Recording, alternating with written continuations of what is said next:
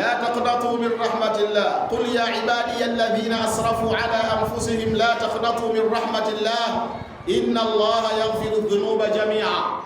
Sawa, kule Allah anamaliza inna Allaha yaghfiru dhunuba jami'a, huku anasema inna Allaha la yaghfiru an yushraka bihi wa yaghfiru ma duna dhalika liman yasha. Kwa hiyo aya ni istithna, imevua katika hizo jamia, shirki haimo. Sawa, katika hizo inna Allah yaghfiru dhunuba jamia, shirki haimo, kwa sababu hapa anasema inna Allah la yaghfiru an yushraka bihi wa yaghfiru ma duna dhalik. Sasa ila inna Allah yaghfiru dhunuba jamia ni haya ma duna dhalik. Ama shirki, hii ni dhambi ambayo Mwenyezi Mungu haisamehe. Hapo anasema katika Qur'ani kuna kitu kinaitwa umum na khusus, kuna mutlaq, muqayyad. Sawa na unaweza kukuta aya imekuja katika sura ya umum na ikaja sura nyingine katika khusus. Kwa hiyo shirki ni dhambi maalum, haiingii katika zile jamia ambazo zimezungumzwa kule.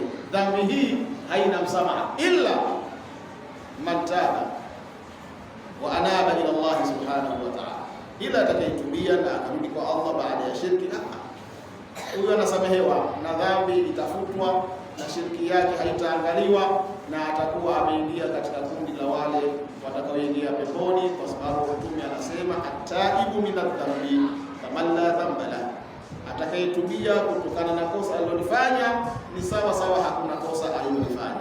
Kwa hiyo aliyefanya shirki asikate tamaa, na hata ile aya inna la taqnatu min rahmatillah, kwa maana kwamba yawezekana mtu alifanya ushirikina, asikate tamaa kutubia kwa Mwenyezi Mungu Subhanahu wa Ta'ala.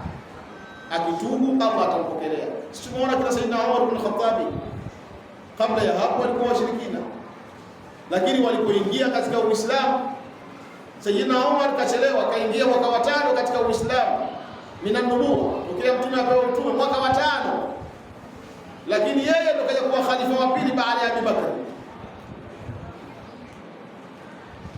Sawa, wakati kuna watu kina Abdurrahman ibn Auf wamemtangulia, kina Uthman ibn Affan wamemtangulia, hao wameingia mwanzo, as-sabiquna al-awwaluna fi al-islam, hao ni wa mwanzo kuingia katika Uislamu. Lakini baada ya Abu Bakri mtume ukaja kwa khalifa, ukaja kwa Umar radhiallahu ta'ala anhu wa an jami'i ashabi rasulillah.